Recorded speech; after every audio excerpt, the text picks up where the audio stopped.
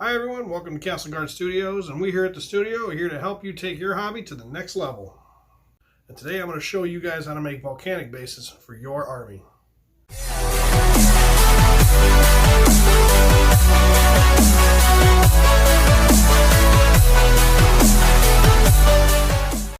Okay guys, so the first thing that I do here is you're going to get some source of like a white caulk, something that you can use. More sealant usually works, but resin works as well. Just something that's gotten hardened, but you'll have it come out like this. Just get a good glob on there. Doesn't have to be anything in particular. Then what you want to do is you want to go and spread it out evenly on the base. You want it thick enough that you can build up walls for it, because the lava that I'm making is going to be kind of like splashing in a way.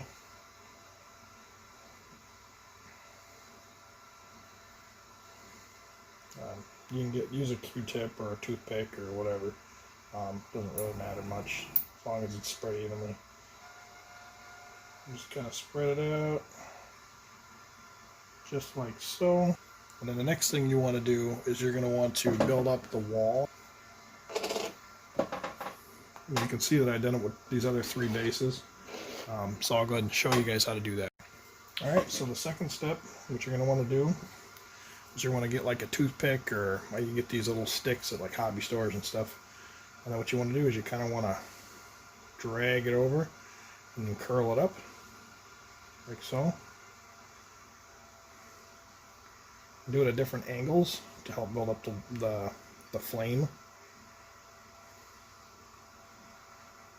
And this gives it kind of a fire effect. It doesn't look real good when it's not painted or it's not dry, but once it dries and then it gets painted, everything kind of turns out as you go, and it looks much better the further into the steps you get. So it's not difficult, but you just kind of got to make sure that you can hit it at different angles, because the fire is kind of going to go in different directions. You kind of don't want it all in one direction or it'll just look choppy. Remember that we're not doing like water waves here, we're doing fire. So a couple things you can do is you can add like rocks and stuff like that to it. And usually you just put them down in there with some super glue. Once it dries, it'll be hardened in there and it won't come out real easy. So it's pretty simple. But then the next step you're going to want to do, we'll get one of our more dried pieces, and then you're going to want to get your airbrush. You can do this with hand paint too, but you want to start with lighter colors first and then work into darker colors. So the first thing that I did is I took some sun yellow, added some dead white. I did about a 75 white to 25 yellow mix, and what that does is that's going to give us our first layer of color. And you want to start light and work up from light to dark, primarily because as the fire burns outwards, the darker the flame is going to get. And then some people, like, I've tried it myself. I don't like it as much, but you can do like a blue or a purple and then work your way out that way. But just for color purposes, for me it tends to work better doing just the yellow to red, to a brown to a black. So this is the first colors we'll be using. You can see it's kind of an orangish yellow color here.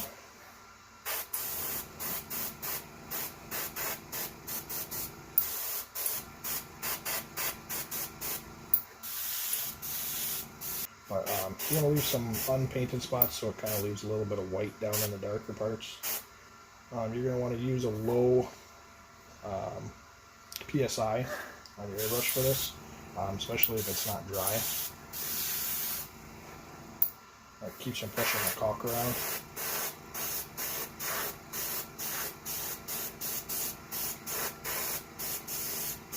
So cover it generously, don't overdo it, but enough to get most of it, and then maybe a little light white spots. Even some dark spots are okay too, it's not a big deal. Alright, so then I'm going to go to a darker color now. It's going to be more of an orange-red. By doing that, I'm going to leave a little bit of that paint that I had in there before and just add some red to it, along with some thinner. So the next step you're going to do with this red is you're going to kind of tilt it a little bit, and you're going to hit it at a bit of an angle. And just do little bits of it. Don't do lots of it. Essentially what you're looking for is you're looking for kind of a shading almost to the fire.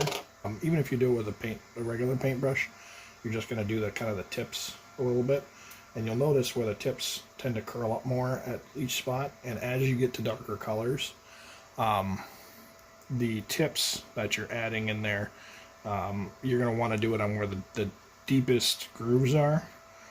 So when you hit it, it'll bring out that color a lot more, and you'll see as I go along the changes that it makes.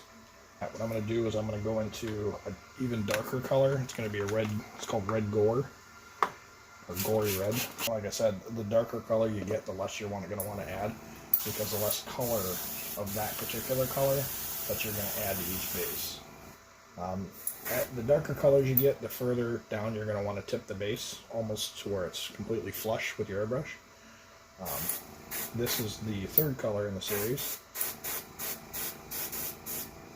And as you can see, like when I'm hitting it, I'm trying to hit the edge of this base here the most, because that's where the color is going to be built up from.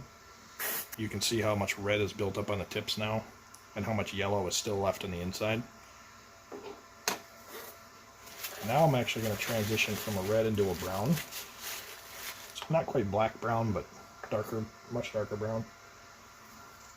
And these are just going to hit the very tips of the brush, or the fire. And you'll see how that builds up on there in just a second, how much it actually adds to the color, the contrast of the fire. So now I'm almost completely flush. And you're just barely going to tip, do the tips on there.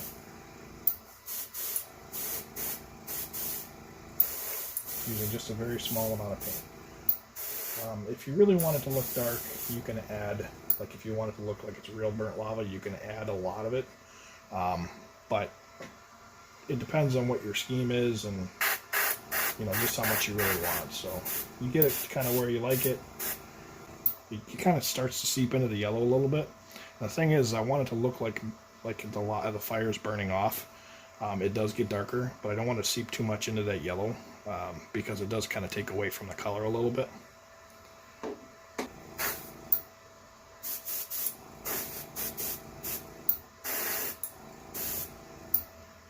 Just like so. Now that the brown is done, we're going to go ahead and transition into black.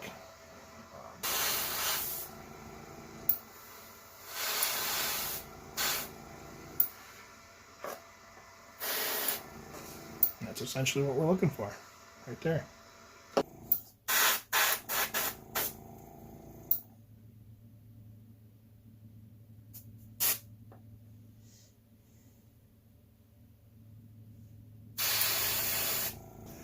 And there's our lava bases. Alright folks, so there it is. This is what we have for our final product. Maybe a little bit more touch up on the vehicle itself, but essentially that's what the base should look like on the model.